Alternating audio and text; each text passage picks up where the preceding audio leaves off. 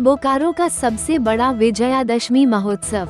बालीडीह का शेरशाह ग्राउंड एक बार फिर तैयार है रावण दहन के भव्य आयोजन का गवाह बनने के लिए।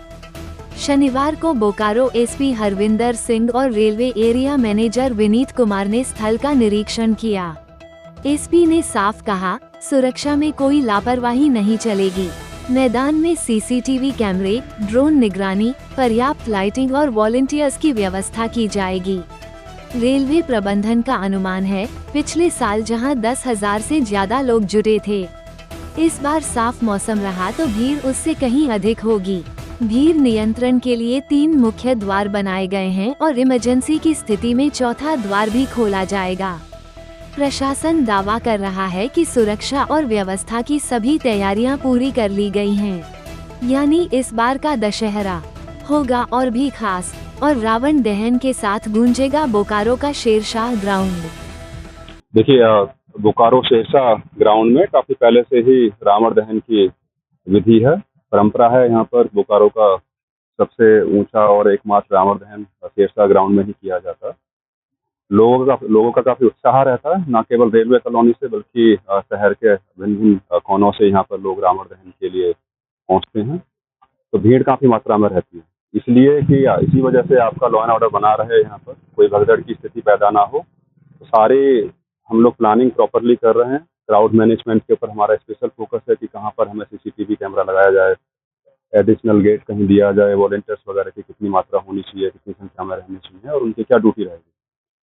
इन्हीं सभी क्रियाविधि के संदर्भ में आज एसपी बोकारो हरविंदर सिंह साहब का भी यहाँ आना हुआ। स्टाफ के साथ मीटिंग हुई और यहाँ पर इंस्पेक्शंस भी रहा है, तो उनके भी 1-2 आदेश हैं कि वॉलंटियर्स का नंबर बढ़ाया जाए और व्हीकल मूवमेंट जो है आपका उसको कंट्रोल किया जाए।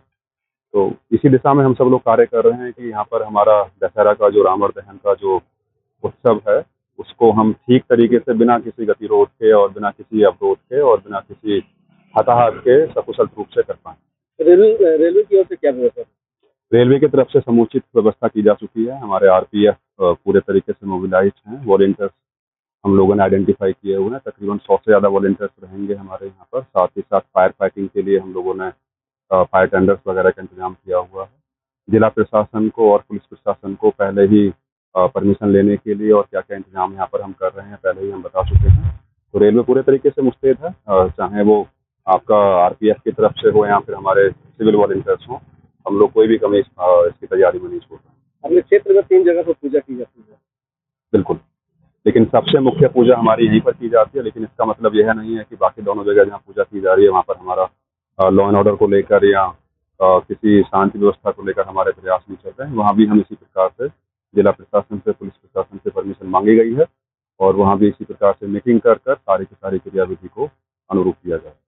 इनकी इसमें कोई प्रावधान या तैयारी है? देखिए, पिछली बार यहाँ पर तकरीबन 10,000 के आसपास लोग आए थे देखने के लिए रावण दहन को। हमारी उम्मीद है कि अगर मौसम साफ रहा तो इस बार भी 10,000 से ज़्यादा ही लोग यहाँ पहुँचेंगे रावण दहन को देखने के लिए। तो क्राउड मैनेजमेंट हमारे लिए वास्तव में एक चैलेंजिंग चीज़ है। लेकिन एंट्री एग्जिट के लिए हमारे यहाँ पर अभी ऑलरेडी 3 गेट हैं शेरशाह ग्राउंड में।